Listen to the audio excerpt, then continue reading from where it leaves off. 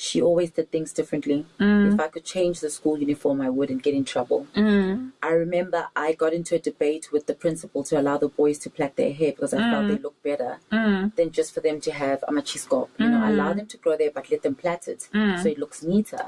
So I was always a trendsetter and always ready to trailblaze and just shake the tables a bit to find a better school experience for all of us. And what's your version of love then? Because now you're like in grade 8 and you're not like the smart Kanye that knows how world works and you know, this dating thing is more of a dance. It's more of a game. You know, I realized this when I was in grade 10 and I had been dating, obviously when I was in grade 8, my boyfriend was leaving the school the next year. But we tried this dating thing while he was in tertiary. And it then happened that I found out that he was actually dating someone else in tertiary and he viewed me as a kid, which was true because I was still only going into my senior year. I was still a child at school and he's all the way in tertiary now. So that's where I realized that I love you is not a promising word and it's not enough. There's more to this thing than I actually thought. You know, and he's the guy who literally also just opened my eyes to love is a communication. It's not just a picture that's my boyfriend, that's my girlfriend. That's my girlfriend, yeah. And it was painful. Okay. So you reach grade 12, probably around 17, 18, 19, which is the normal age group. Yes. And then by 19... You meet your husband, basically. But now it sounds like a Tyler Perry movie. I know. What's your version of love now then? I mean, you're like, okay, there's this guy. Is there still love? Or we're still like, I mean, I'm destined for this, darling. Yeah, I see. So after Ghana, I just had a sense of boys suck. Boys lie. So I just Ghana? the high school boy, yes. So after that, I realized boys lie, boys suck, boys don't know what love is. You know, if I ever do, I'll probably date an older guy who understands this thing because you guys are just childish. And like I said, I watched a lot of films. Pretty Woman was one film that made me realize that it is wise for a woman to date an established man who understands that his job is to be masculine. A woman's job is just to be a flower. So straight after school, that's what I was putting out. I wanted a mature guy. And my friends kept saying, but why do you like dating older guys? And I said, it's less drama than fighting for him over a school dance with someone else. I've seen how you girls make a noise and fight each other over a guy in grade 11. That's stupid. And we refer to that kind of guy as a high value man because he is sought by a lot of women and you begged him. And in the dating scene, most women do compete for high value men.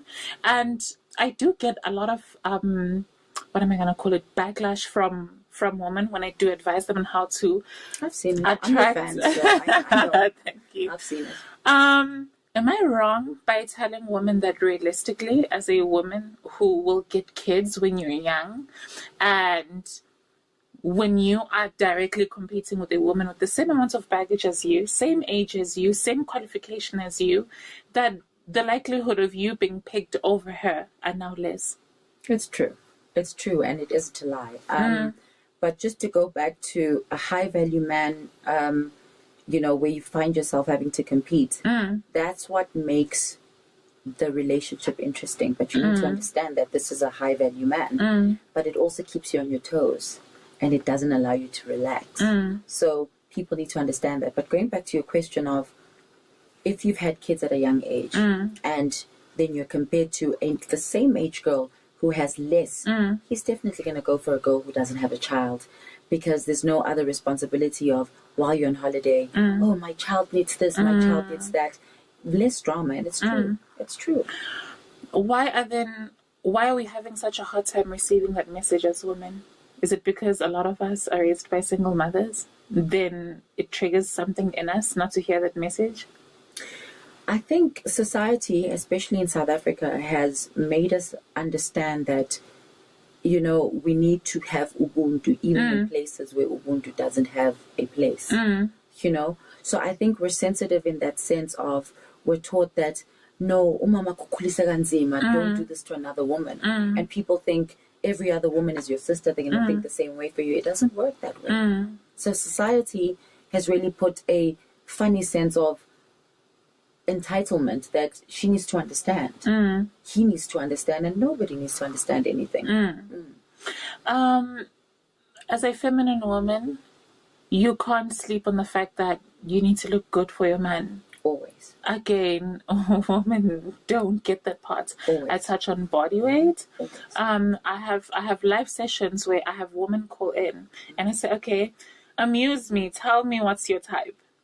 And I'm going to ask for your height. I'm going to ask for your jean size. I'm going to ask, why do you think women are finding it hard to hear what are men looking for, what men want?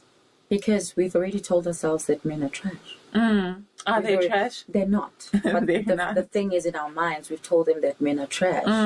And we've understood that once he's got me and I'm in, I am his, and there's nothing he can do about it. But women forget that what is the common denominator in men? Men love cars. How many times do cars keep changing their faces, right? And the look of the car. So you need to look at what men like and put yourself in that same position. A man could buy a BMW now. In 2 years' time, when the new one comes, he doesn't like that anymore. So why do you think you're different? Because you breathe? Of which also I think for us as women it's a bit easy because there's literally a format to follow just to make sure that you don't run out of trend. Yes. It's just, it all centers around class. It 100%. all 100%. It all centers around class. It all centers around standards. It all centers around how you carry yourself as a person. But then also, don't you think that we as women now do get hypocritical in the sense that we are so clear in what we demand? We want him to be tall. We want him to have broad shoulders. Yes. We want him to be a provider. Yes. But you need to understand that you're going to get cellulite, you're going to get fat, you're going to get... That's nonsense. That's nonsense.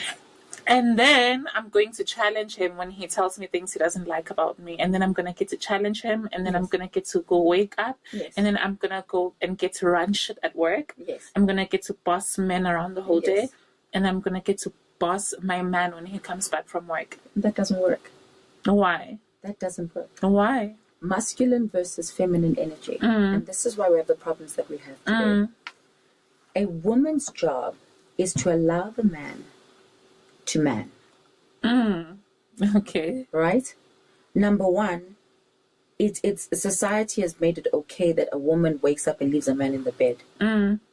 That's the weirdest thing. You know, where now you're the one who leaves and he comes back before you and you find him at home also. A man is a provider. A man is the one that puts the walls up and then you refine the space and make it a home. Your job is to be soft.